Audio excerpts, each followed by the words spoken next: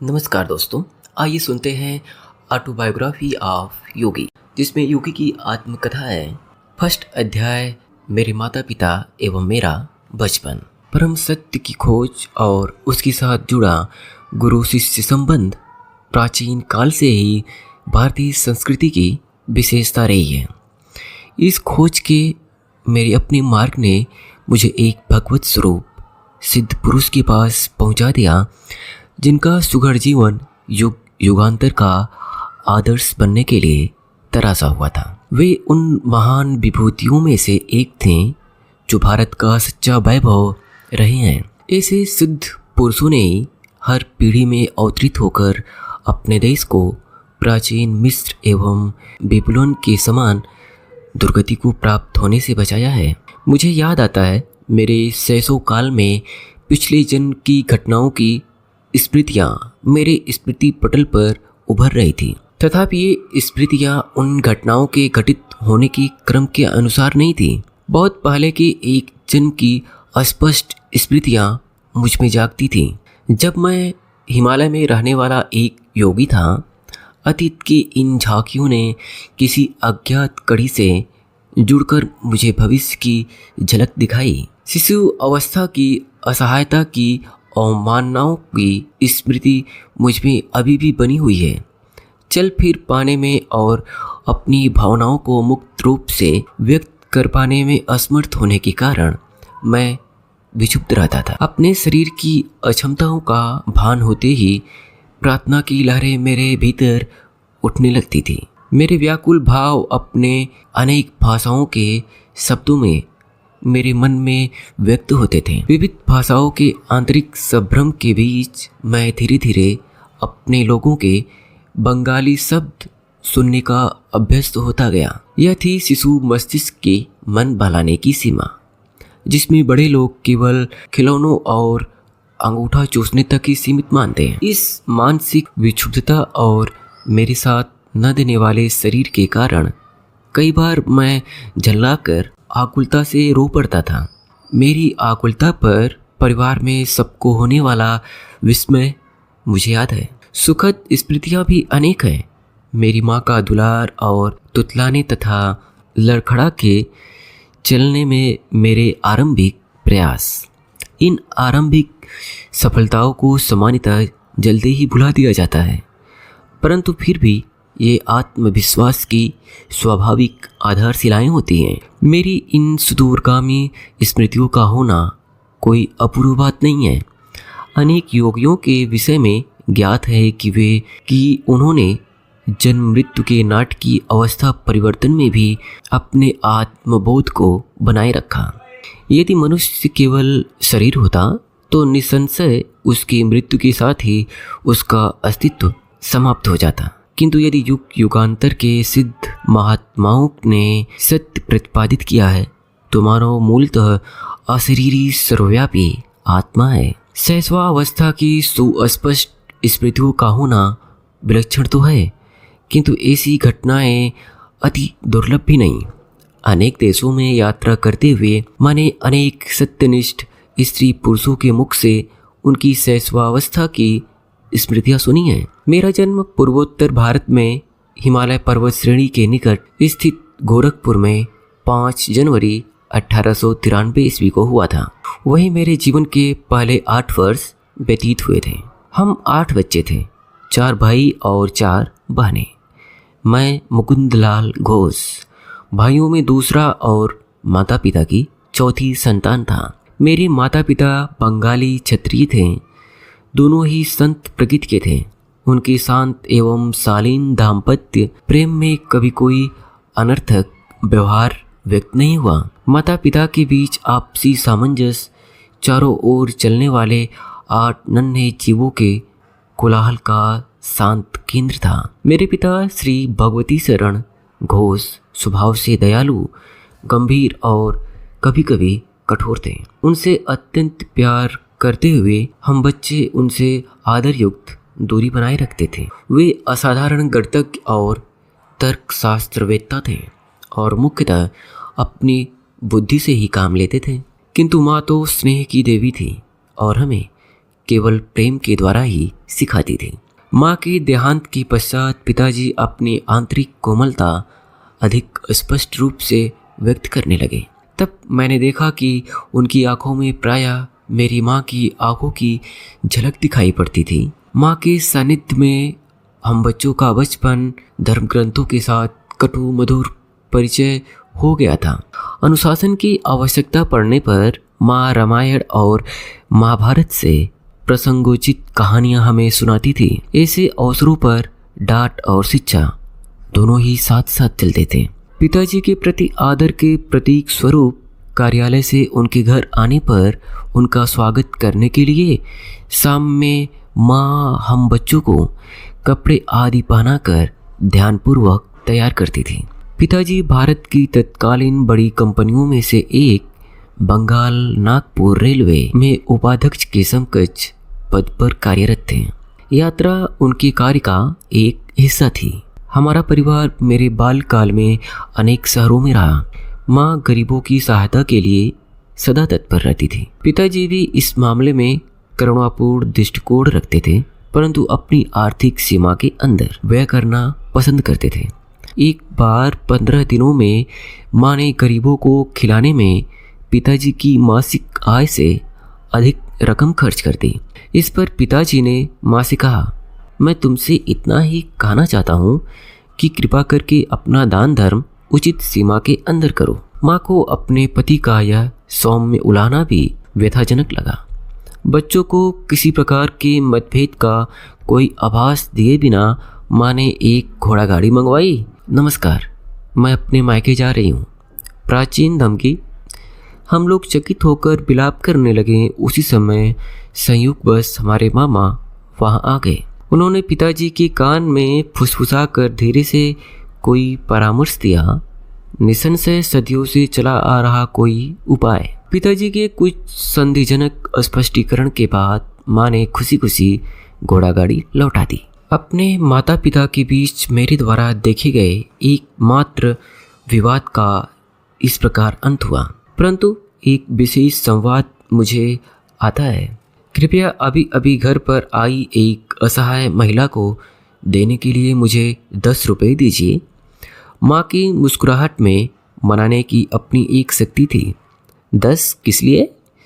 1 रुपया काफ़ी है। पिताजी ने इसके साथ एक औचित्य समर्थन भी जोड़ दिया। जब मेरे पिताजी और दादाजी की अचानक मृत्यु हो गई, तब मैंने गरीबी को पहली बार अनुभव किया। मीलों चलकर स्कूल जाने से मेरा नाश्ता होता था केवल एक छोटा केला। कॉलेज पहुंचने तक मेरी अवस्था इतनी बुरी हो गई कि मैंने एक धनी न्यायाधीश से मासिक 1 रुपये की सहायता के लिए प्रार्थना की। उसने यह कहते हुए मना कर दिया कि 1 रुपया भी मूल्यवान होता है। उस 1 रुपये के मना किए जाने की आपको कितनी कड़वी याद है। माँ के हृदय से तत्काल तर्क उभरा। क्या आप चाहते हैं कि यह महिला भी आपके द्वारा इन 10 रुपयों को मना किए जाने की वैसी ही दुखद स्मृति अपने मन में रखे जिनकी उसे तीव्र आवश्यकता है? तुम जीती। पराभूत पति की सनातन भाव भंगिमा के साथ पिता ने अपना बटुआ खोला और कहा, यह लो 10 रुपये का नोट। उस महिला को यह मेरी शुभकामना सहित दे दो। किसी भी नए प्रस्ताव पर पहले नहीं कह देना पिताजी का स्वभाव था। इतनी सहजता से माँ की सहानुभूति जगाने वाली उस अपरिचिता के प्रति पिताजी का रवैया उनकी स्वभावगत सतर्कता का एक उदाहरण था। तत्क्षण कोई बात स्वीकार कर लेने में उनकी अनिच्छा वस्तुतः सोच विचार के बाद निर्णय के सिद्धांत का पालन मात्र है। मैंने सदा ही देखा कि पिताजी उचित और संतुलित निर्णय लेते थे। यदि मैं अपने अनेकानेक अनुरोधों के पक्ष में 1-2 अच्छे तर्क प्रस्तुत कर देता तो वे सदा ही मेरी इच्छा पूरी कर देते, चाहे वह इच्छा छुट्टियों में भ्रमण यात्रा की हो या नई मोटरसाइकिल की। अपने बच्चों की बाल्यकाल में पिताजी अनुशासन में उनके साथ दृढ़ता बरतते थे, परंतु स्वयं किसी वैरागी की तरह सरल सात्विक जीवन व्यतीत करते थे। उदाहरणार्थ, वे कभी थिएटर नहीं गए बल्कि विभिन्न आध्यात्मिक साधनाओं में और श्रीमद् भागवत गीता पढ़ने में उन्हें आनंद आता था। उन्होंने सारे सुखोपभोगों का त्याग कर दिया था, यहाँ तक कि वे जूतों की एक जोड़ी का भी तब तक प्रयोग करते थे जब तक कि वह बिल्कुल ही प्रयोग न करने योग्य रह जाए। मोटर कारें साधारण चलन में आ जाने के बाद उनके बेटों ने कारें खरीद ली, परंतु पिताजी प्रतिदिन अपने ऑफिस जाने के लिए ट्राम गाड़ी की सवारी में ही संतुष्ट रहे। सत्ता या वर्चस्व प्राप्त करने के लिए धन संचय करने में पिताजी को कोई रुचि नहीं थी। कोलकाता अर्बन बैंक का गठन करने के बाद स्वयं अपने लाभ के लिए उसके शेयर रखने से उन्होंने इनकार कर दिया। उनकी इच्छा तो अपने अतिरिक्त समय में केवल अपने नागरिक कर्तव्य का निर्वाह करने की थी। पिताजी की पेंशन लेकर सेवानिवृत्त होने के कई वर्षों बाद बंगाल नागपुर रेलवे के बही खातों की जांच करने के लिए इंग्लैंड से एक अकाउंटेंट महोदय भारत आए। विस्मित जांच अधिकारी ने देखा कि पिताजी ने उचित समय पर अदा न किए गए किसी बोनस के लिए कभी कोई आवेदन नहीं किया था। उन्होंने कंपनी को बताया, इन्होंने अकेले 3 आदमियों के बराबर काम किया है। पिछली क्षतिपूर्ति स्वरूप इनका 1,25,000 रुपया कंपनी से निकलता है। कंपनी के कोषाध्यक्ष ने उस वक्त रकम का चेक पिताजी को भेज दिया, पर मेरे पिताजी ने इस घटना को इतना नगण्य माना कि वे परिवार को इसकी सूचना देना भी भूल गए। बहुत बाद में मेरे सबसे छोटे भाई विष्णु ने बैंक द्वारा दिए गए विवरण में इतनी बड़ी धनराशि जमा देखकर पिताजी से इसके बारे में पूछा था। भौतिक लाभ में इतना उल्लासित क्यों हो? पिताजी ने कहा। संभाव को जिसने अपना लक्ष्य बना लिया हो वह न तो किसी लाभ से उल्लासित होता है, न ही किसी हानि से दुखी। वह जानता है कि मनुष्य इस संसार में खाली हाथ आता है और खाली हाथ ही जाता है। अपने वैवाहिक जीवन में पदार्पण करने के शीघ्र बाद ही मेरे माता पिता एक महान गुरु बनारस के लाहिड़ी महाशय के शिष्य हो गए। इस संपर्क से पिताजी के पहले से ही विरक्त स्वभाव को और बल मिला। माँ ने एक बार मेरी सबसे बड़ी बहन रोमा को एक उल्लेखनीय बात बताई। तुम्हारे पिताजी और मैं संतान प्राप्ति के लिए वर्ष में मात्र एक बार पति पत्नी के रूप में साथ सोते हैं। पिताजी लाहिड़ी महाशय से अविनाश बाबू के माध्यम से मिले थे। अविनाश बाबू बंगाल नागपुर रेलवे के एक कर्मचारी थे। गोरखपुर में मेरे बचपन में अविनाश बाबू मुझे अनेक भारतीय संतों की मन को तल्लीन कर देने वाली कहानियाँ सुनाया करते थे। वे सदा अपने गुरु की श्रेष्ठतम महिमा के विषय में श्रद्धापूर्वक कुछ न कुछ कहकर अपनी कहानी समाप्त करते थे। तुमने कभी सुना है, किंतु असाधारण परिस्थितियों में तुम्हारे पिताजी लाहिड़ी महाशय के शिष्य बने थे। गर्मियों के मौसम में एक अलसाए दिन और मैं अविनाश बाबू मेरे घर के अहाते में बैठे थे। तब उन्होंने मेरी उत्सुकता जगाने वाला यह प्रश्न मुझसे किया। मैंने आशा भरी मुस्कुराहट के साथ नामे सिर हिलाया। तुम्हारे जन्म से कई वर्ष पहले मैंने अपने वरिष्ठ अधिकारी अर्थात तुम्हारे पिताजी से अपने गुरु का दर्शन करने बनारस जाने के लिए 1 सप्ताह की छुट्टी देने की याचना की, पर तुम्हारे पिताजी ने मेरी इच्छा का उपहास किया। उन्होंने कहा, क्या तुम धार्मिक कट्टरवादी बनना चाहते हो? यदि जीवन में आगे बढ़ना हो तो अपने काम पर ध्यान दो। झाड़ियों में से गुजरती एक पगडंडी से उस दिन उदास मन लिए मैं घर जा रहा था कि पालकी पर सवार तुम्हारे पिताजी से मेरी मुलाकात हो गई।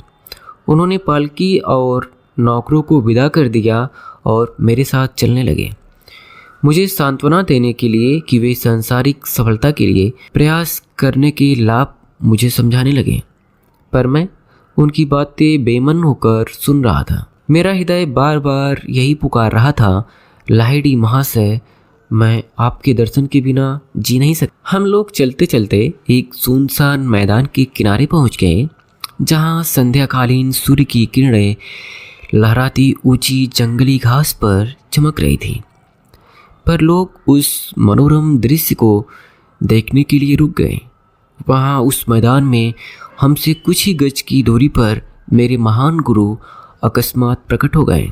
उनका स्वर वातावरण में गूंज उठा, भगवती, तुम अपने कर्मचारी के प्रति अत्यंत कठोर हो। इसके साथ ही वे जिस रहस्यमय ढंग से प्रकट हुए थे, उसी रहस्यमय ढंग से अंतर्ध्यान हो गए।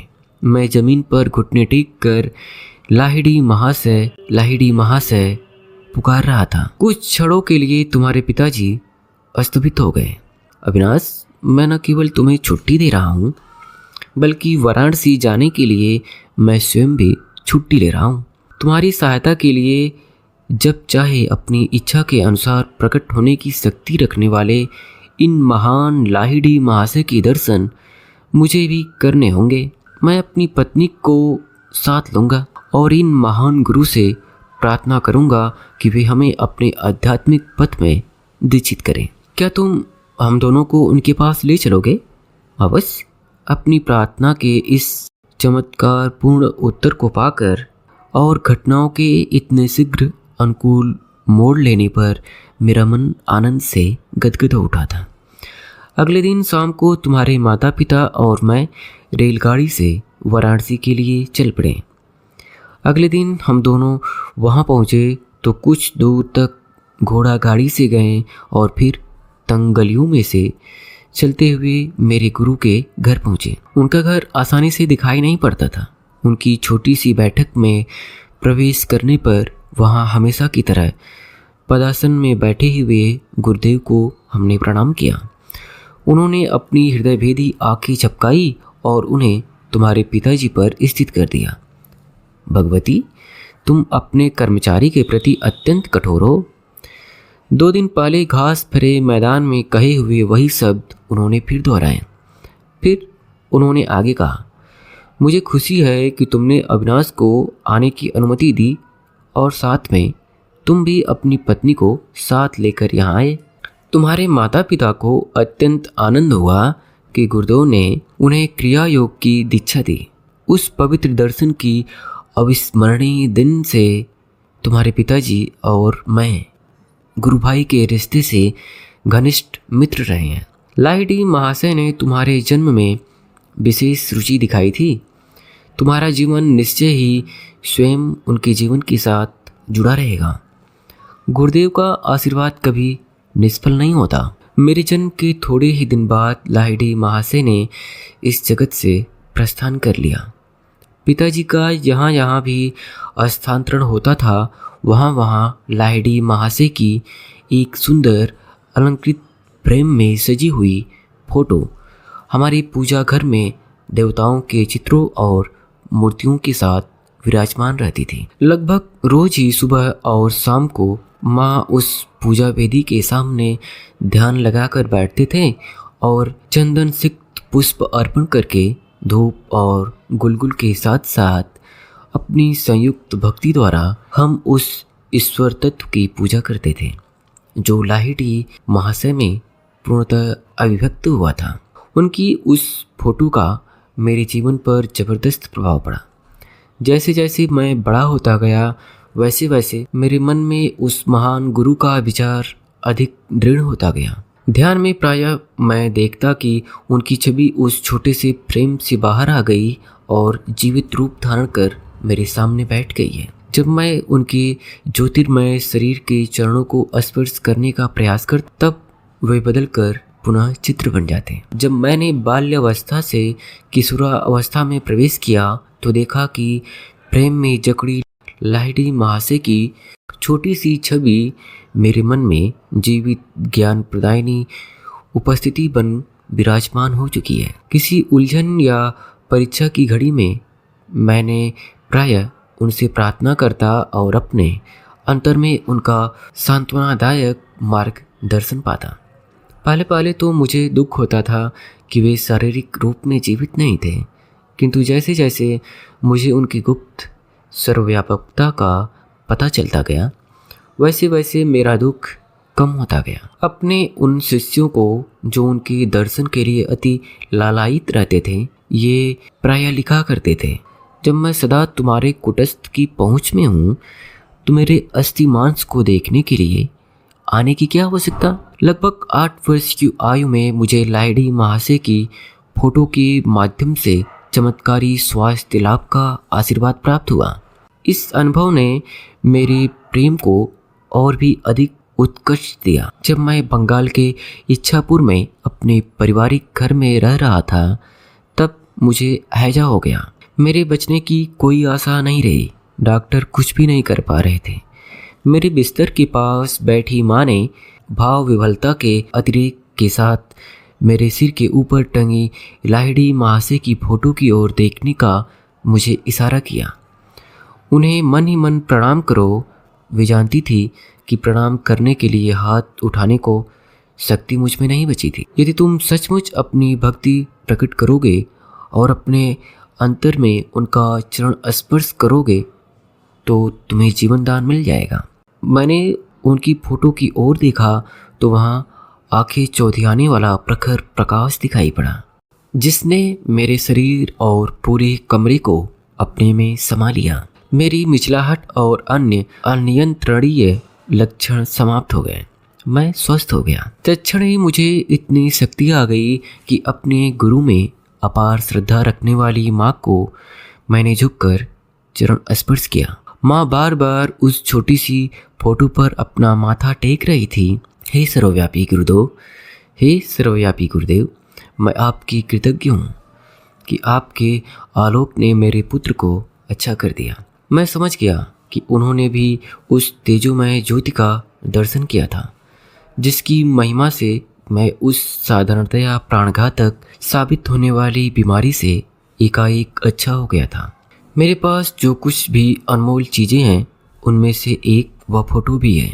स्वयं लाहिड़ी महाशय द्वारा पिताजी को दी गई यह फोटो एक पवित्र स्पंदन से युक्त है। इस फोटो के पीछे भी एक चमत्कारिक कहानी है। मैंने यह कहानी पिताजी के गुरु भाई काली कुमार राय से सुनी थी। ऐसा प्रतीत होता है कि लाहिड़ी महाशय को अपनी फ़ोटो खिंचवाना अच्छा नहीं लगता था। एक बार उनके विरोध के बावजूद उनकी और उनके कई शिष्यों की, जिनमें काली कुमार राय भी शामिल थे, एक सामूहिक फ़ोटो खींची गई। पर उस समय फोटोग्राफर के आश्चर्य की सीमा न रही जब उसने देखा कि उस फोटो में सब शिष्यों का चित्र तो एकदम स्पष्ट दिखाई दे रहे थे, परंतु बीच में जहां उसने लाहिड़ी महाशय का चित्र होने की सार्थक आशा की थी, वहां कोई आकृति नहीं थी। वह स्थान बिल्कुल खाली था। इस विस्मयकारी घटना पर खूब चर्चा हुई। एक शिष्य गंगाधर बाबू ने, जो एक कुशल फोटोग्राफर थे, डींग मारी कि लाहिड़ी महाशय चाहे जो कर ले, वे उनकी फोटो अवश्य खींच सकते हैं। अगले दिन प्रातःकाल जब गुरुदेव लकड़ी की बेंच पर पदासन में बैठे थे और उनके पीछे एक कपड़े का पर्दा भी लगा दिया गया था, तब गंगाधर बाबू अपने साज सामान के साथ वहां पहुंच गए। सफलता की सारी सावधानियां बरतते हुए उन्होंने उत्कंठापूर्वक 12 फोटो खींची, किंतु शीघ्र ही उन्हें दिखाई पड़ा कि हर प्लेट पर लकड़ी की बेंच और पर्दे का चित्र अस्पष्ट है, पर गुरुदेव की आकृति का पुनः कहीं पता नहीं। गंगाधर बाबू का अभिमान चूर चूर हो गया। अश्रु बहाते हुए वे दौड़े दौड़े लाहिड़ी महाशय के पास पहुँचे।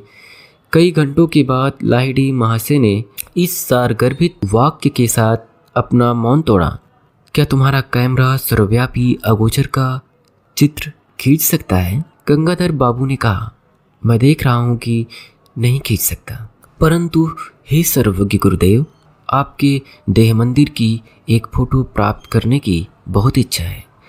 मेरी दृष्टि संकुचित रही है।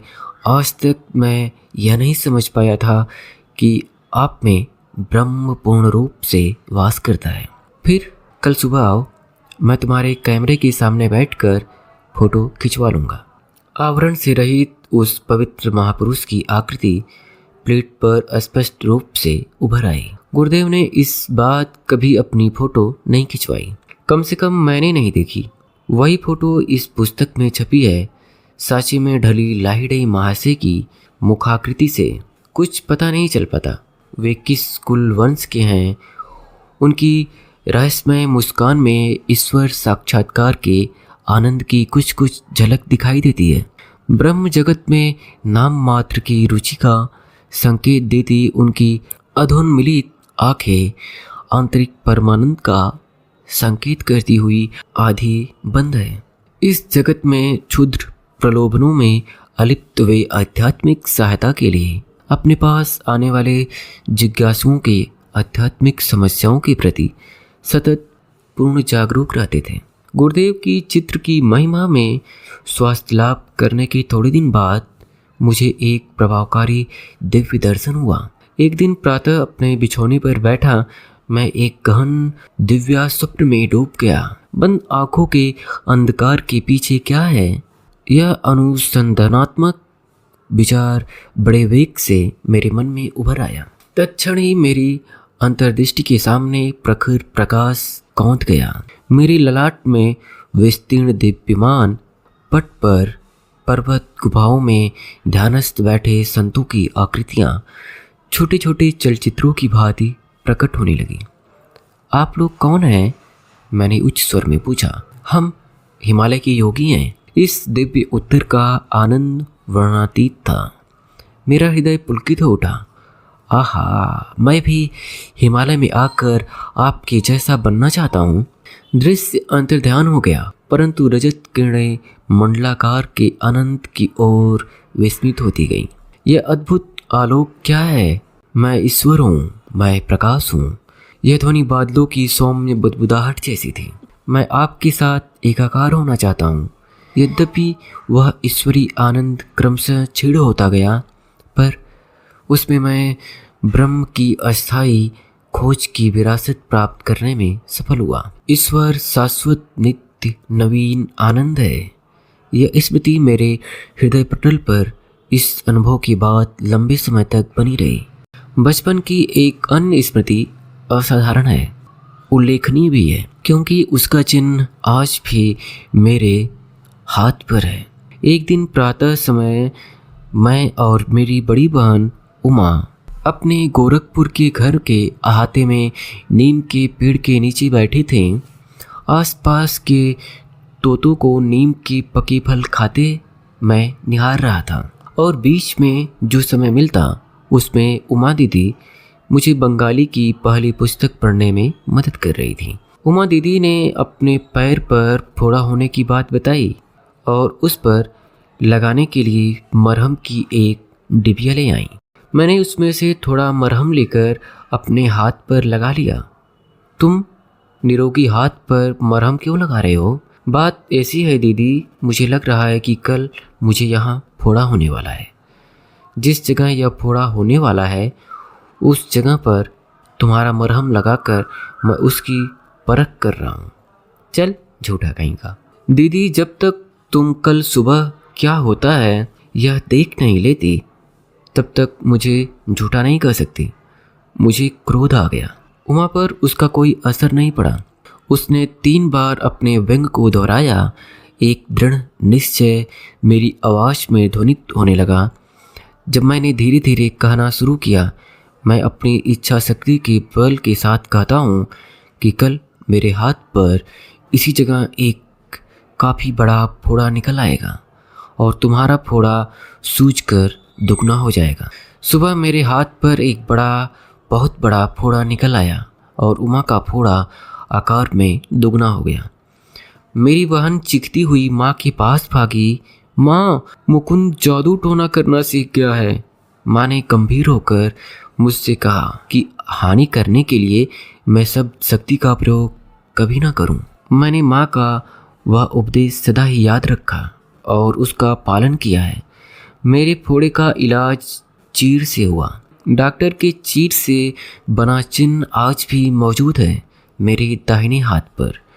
मनुष्य की शब्द की शक्ति का नित्य स्मरण दिलाता हुआ यह चिन्ह स्मारक के रूप में विद्यमान है। गहरी एकाग्रता के साथ उमा को कहे गए उन साधारण एवं प्रकृत हानि रहित प्रतीत होने वाले शब्दों में बम के सहस विस्फोट कर निश्चित परिणाम उत्पन्न करने की पर्याप्त शक्ति निहित थी। बाद में मेरी समझ में आया, किसी के जीवन को संकट से बचाने के लिए वाणी की विस्फोट स्पंदन शक्ति का सदुपयोग किया जा सकता है और इस प्रकार बिना चिन्ह का कष्ट रहित शल्य चिकित्सा की जा सकती है। हमारा परिवार पंजाब के लाहौर शहर में स्थानांतरित हुआ। वहाँ मैंने देवी काली के रूप में जगत माता का एक चित्र प्राप्त किया। हमारे घर की बालकनी में इस चित्र का अनौपचारिक मंदिर बना।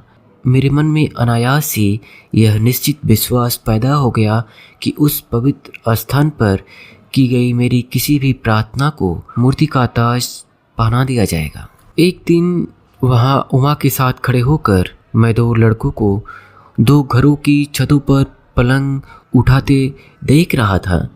उन दोनों घरों और हमारे घर के बीच बहुत ही सकरी गली थी। तुम आज इतने चुप क्यों हो? उमा ने खेल खेल में मुझे धक्का देकर पूछा। मैं यह सोच रहा हूँ कि कितनी अद्भुत बात है कि मैं जो भी मांगता हूँ जगत माता मुझे दे देती है। मैं समझती हूँ वह तुम्हें वे दोनों पतंगे भी दे देंगी। मेरी बहन उपहास की हंसी हंसते हुए बोली। क्यों नहीं, मैंने उन पतंगों को पाने के लिए मौन प्रार्थना शुरू कर दी। भारत में धागों पर मांझा लगातार पतंगों का खेल खेला जाता है। प्रत्येक पतंग उड़ाने वाला अपने प्रतिद्वंदी की पतंग काटने का प्रयास करता है। कटी हुई पतंग छतों के ऊपर से जाती है, तब उसे पकड़ने में बड़ा मज़ा आता है। उमा और मैं एसी बालकनी में खड़े थे, जिसके ऊपर छत थी और दोनों ओर दीवारें भी थीं। इसलिए किसी भी कटी पतंग का हमारे हाथ आना असंभव प्रतीत होता था, क्योंकि स्वाभाविक तौर पर उसका धागा छत के ऊपर ही लटकता हुआ आगे निकल जाता। गली के उस पार पतंग उड़ाने वाले ने खेल शुरू किया। एक धागा कट गया, तत्क्षण ही पतंग मेरी दिशा में लपकी। अचानक हवा बंद हो जाने के कारण वह पतंग एक क्षण के लिए स्थिर हो गई और इसी बीच उसका धागा सामने वाले घर के ऊपर टंगे नागफनी के पौधे में उलझ गया। मेरे पकड़ने के लिए एक पूरा फंदा बन गया। मैंने यह पुरस्कार उमा को सौंप दिया। यह तो केवल एक असाधारण सहयोग था, न कि तुम्हारी प्रार्थना का उत्तर। यदि वह दूसरी पतंग भी तुम्हारे पास आ जाए तो मैं मानूंगी। दीदी की काली आंखों से उनके शब्दों की अपेक्षा कहीं अधिक विस्मय प्रकट हो रहा था। मैंने तीव्रता से अपनी प्रार्थना जारी रखी। उस दूसरे पतंग उड़ाने वाले के जोर से झटका मारने के कारण उसका धागा भी टूट गया। हवा में नाचती हुई पतंग मेरी ओर आने लगी। मेरी सहायक नागफनी के पौधे ने फिर से धागे को उलझाकर आवश्यक फंदा बना दिया ताकि मैं उसे पकड़ सकूं। मैंने अपना दूसरा पुरस्कार भी उमा को भेंट कर दिया। सचमुच जगमाता तुम्हारी प्रार्थना सुनती है। यह सब मेरे लिए विलक्षण है। दीदी भयभीत वृक्षावक की बात भाग गई। अभी आप सुन रहे थे ऑटोबायोग्राफी ऑफ योगी का प्रथम अध्याय।